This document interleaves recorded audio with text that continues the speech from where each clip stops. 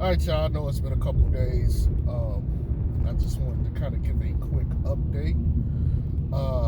I have not uploaded a post game for the Golden State game, and at this point, I'm probably not going to. I don't know if you can hear it, but I'm a little, I ain't gonna say sick, but I am a little congested, and that's a little bit to do with it, but I also was having some streaming issues, and even though I could go rewatch the game now because it's on League Pass, and for those of you that don't know, for the blacked out games that you can't necessarily watch, they'll usually upload or be available for viewing three hours after the game, and so I can go watch it if I want, but I got to watch some of the game here and there in spurts. And quite frankly, that ass beating is not worth my time discussing. The entire team played bad in my eyes. There wasn't a redeeming quality to the game, so to me, there's not much to actually sit here and give analysis on. Sorry, I'm going through a drive-through. I'll have to turn this off here in a second again. But yeah, that whole game was not worth discussing, especially with how poorly they played. They were terrible. All right, sorry about that. Boy, it gets barbecue up in this motherfucker. You know what I'm saying? But yeah. So that game really isn't worth, I guess, an analysis. But if you guys want to hear something about it, I mean, obviously there's Steph, but if you take away Steph numbers and everything, then the game makes a lot more sense. Rebounding, of course, and just, bad shots, bad flow to offense. Those things contributed, and they didn't do anything to help themselves out. So that's pretty much why they lost. And experience. I think there's a huge inexperience gap. There are certain things that they're able to do in Golden State due to, just time and continuity that the Bulls can't do. But, that's pretty much it. There's not a whole lot to take away from that game. They just had a stinker. They got blew out. They got destroyed. That's gonna happen every once in a while. But Golden State's the number one team in the league, and they should be for a reason. I had them being at least number 2 in the West this year, right behind the Lakers. But LeBron's hurt, and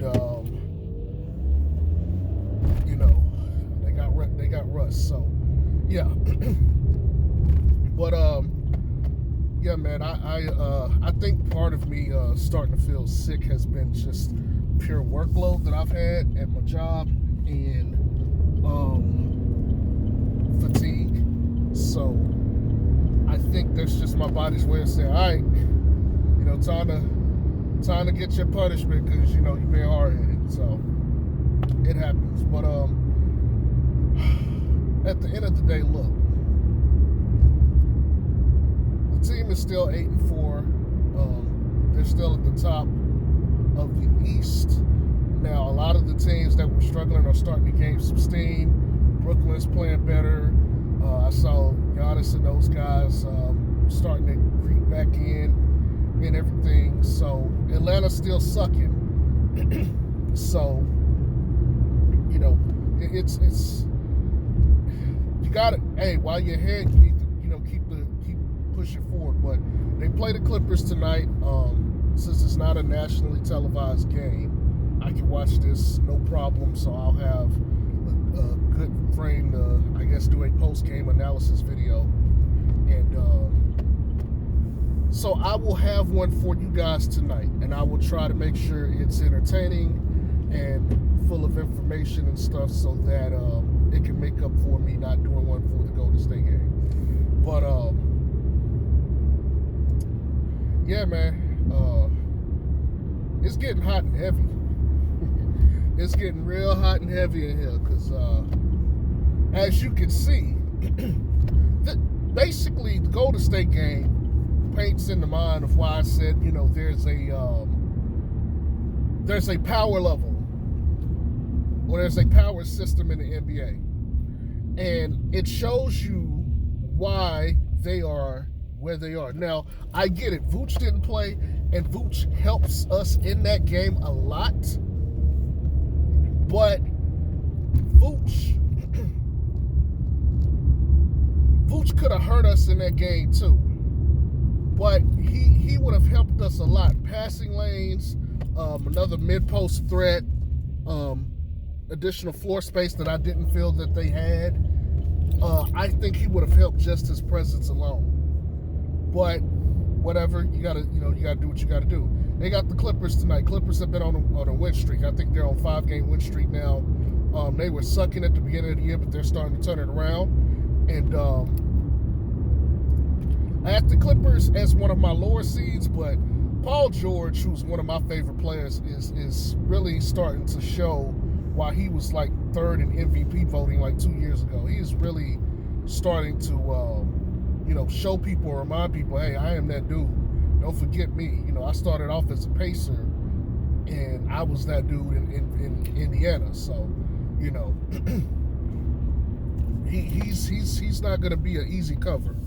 And that one can go either way as far as like Caruso and Lonzo guarding him. But, this is going to be interesting and everything. Ty Lue is like one of the best, if not the best, adjustment coach in the league, especially in the playoffs game to game. But we're going to see how much homework was done. And again, I said this too.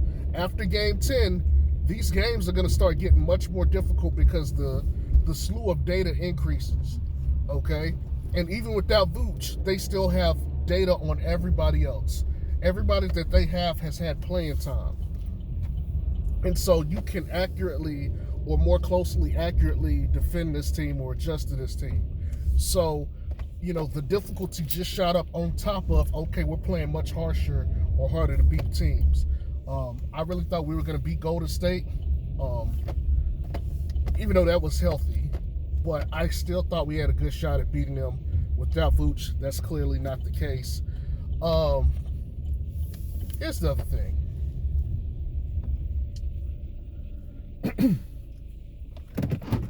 Some of y'all on here owe me an apology, man. Some of y'all on here owe me an apology. Some of y'all owe me an apology because last I checked, the Washington Wizards had the best record in the East. Okay? And I explained why this would be. Okay? I told everybody why this was. Now, I will say, I did not say they were going to be, the number one seed, and I don't think even that'll last. But you can see why they're good. And even if you want to go back to my video when I was talking about the best duos and where I thought Zach, and as far as backcourts, the top backcourts were, I said I thought they were probably up there, if not, top 5. They were right there. And a lot of people didn't agree. They thought, Zach and Zoe would be the better backcourt. And that's fine. I don't have an issue with that. But I've been pumping this information out about Washington long before the season started, and people are all shocked. I'm not shocked one bit. Kuzma's out there giving you like 15 and 10. He's giving you a double-double as a starting power forward. And it's looking like, because Rui's supposed to come back within like the next week, it's looking like they're going to play him off the bench. If that's the case, Rui might be available for trade, which you need to be in that conversation to get Rui Hachimura. I'm just going to say that for real. That needs to be a conversation. But Wizards have been great, and even in that video, I was talking about backcourts like Garland and Colin Sexton. I said, you're not going to have an easy night off no matter what. If you're in the backcourt, you're going to have to come to play. And Cleveland has a winning record. They have been winning. Okay? And they got talent. They got Laurie. Okay? They got Jared Allen. They got Evan Mobley has been a revelation for them. He has been a godsend. And they got their backcourt. And then they got Rubio off the bench. And they still got their pick from last year. I can't remember the guy's name. But They are built very well. They are built to compete. They're not going to be a pushover. You're going to have to seriously play them. And so we're getting to a point now where some of these older teams are starting to struggle starting off, but the younger teams are like, let's get up and go. Let's get up and fucking go. And changing of the guard, maybe? I don't know. But I called that Wizards shit. Y'all gonna have to give me credit. I called the Wizards and the Bulls. But y'all gonna have to give me credit out there, people. Nobody else. Nobody. And you're gonna see people, oh, well, nobody saw the Wizards being good. I did. And I put it in your face. Why? This basketball shit ain't hard. see, let me explain to you what the Wizards did. The Wizards said, okay, check this out. Last year was an experiment. We had a couple of young guys, on the team that needed to develop, and we had Russ and we had Bill. So we had our first, point guard that was like pretty good since John Wall next to, Bradley Beal, okay? And we saw what they were as a team, especially when Russ was out. Okay, cool. And so we traded off Russ to go get 3 good pieces, championship level pieces, and they're great support to put around our main guy so he doesn't have to carry the burden of the workload. Okay, fine. So how do we fit all that together? We need to go get a point guard. And we need someone whose skill set complements Bradley Beal's. And so there was Lonzo, obviously. There was Kyle Lowry, obviously. But then there was also Spencer Dinwiddie. And Spencer Dinwiddie is somebody that I have been high on because I know what he can do. And so when they got him, I said, okay, I like Denny. I've always liked him. By the way, he's a defensive stud.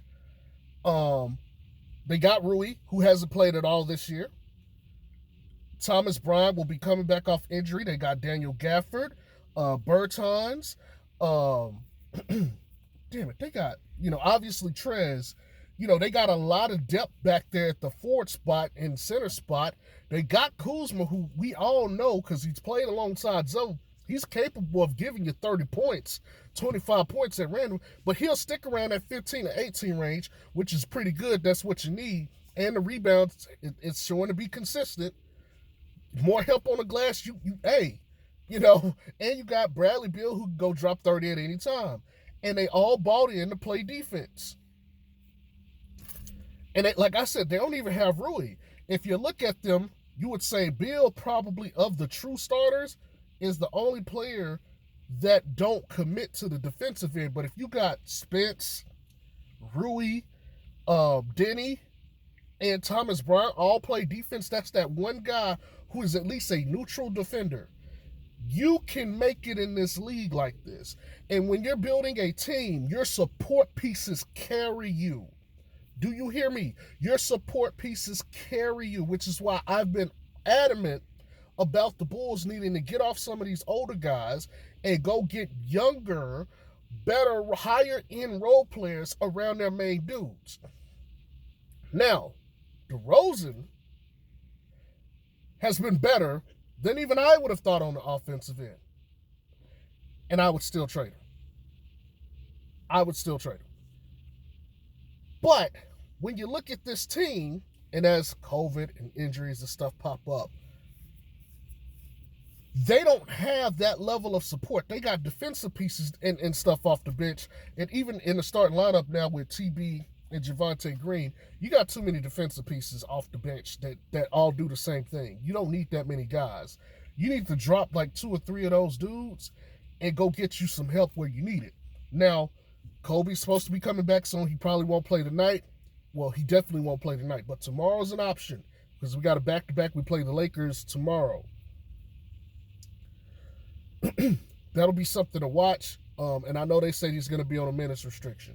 All right, cool. So I don't expect, unless he's hot, I don't expect him to come out there and drop 15 to 20 points. And if he does, it's an anomaly to me. I got to see it. But he should help as far as the bench scoring and productivity. But still, and Billy Donovan said he's going to run 10 people off that bench. You don't have Vooch for this right now, so you have to use everybody you got, understandably so. But again, if we're talking support pieces, we have the better higher end talent on the top end. We're very top heavy, but as we start to go down the bench, it's a drastic drop off. Beal is like the highest end talent they have, but they don't like shrink coming down. If anything, they kind of stay like straight and maybe even go out a little bit to kind of paint a picture. Meanwhile, the Bulls, they start off and they kind of like come down in like that. So, and I hope that visual kind of helps illustrate the point that I'm trying to make. But, when you got great support pieces like Washington does, it's very easy to go into games confident, because even if a guy's hurt, next guy up. And the system is built because they're like top 10 in defense and I believe offense too, just like we are, just like the Warriors. It's not shocking they're playing well. Wes Unseld has those guys playing. Wes Unseld Jr. has those guys playing unbelievable basketball, and they've got complete buy-in. And you put all these guys in positions to be successful. All this stuff just makes sense to me. They built that team the way I would, especially if I only had one star. But if they could get like 2 guaranteed, they're going to be a problem. If there was a superstar that wanted to change teams, they should go to Washington, because that would be the place where you already know you got Bradley Beal and you already got the other support pieces. You just have to go in and play your game, and you're going to win games just off of virtue of them. You don't have to work as hard. The Bulls, the starters don't have to work as hard amongst the other starters, but they have to work hard next to the bench guys. You see what I'm saying? That's the difference. And if it were up to me, and I know people ain't going to agree with this, but y'all trying to get off Rui or Kuzma, or they probably don't want Daniel Gafford back.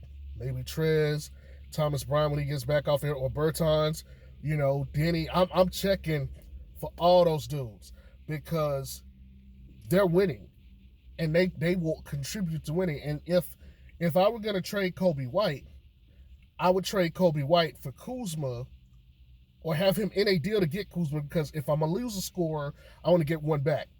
So there would be that, and then whatever other stuff, if we're going to do picks and stuff, we'll figure that out. But I definitely would want 2 players back at minimum. One at the power forward position, definitely Kuzma if I'm trading Kobe White, and if not, I need at least still another big. And then that way you could be like, okay, we can Bradley to the G League or just let him go, yada, yada, yada. But this is a ramble on a couple of things that kind of just like a channel update. I don't know what else really to say here. If at this point you don't believe what you're seeing with the Wizards or the Bulls, I don't know what to tell you. The first 3 games, okay. All right. But that 75% of their schedule has been against winning teams, and guess what? They're still winning. We'll see tonight, though. But anyway, that's all I got. Let me go inside and eat my food. I hope y'all have a good day, and I'll catch y'all again tonight. Peace.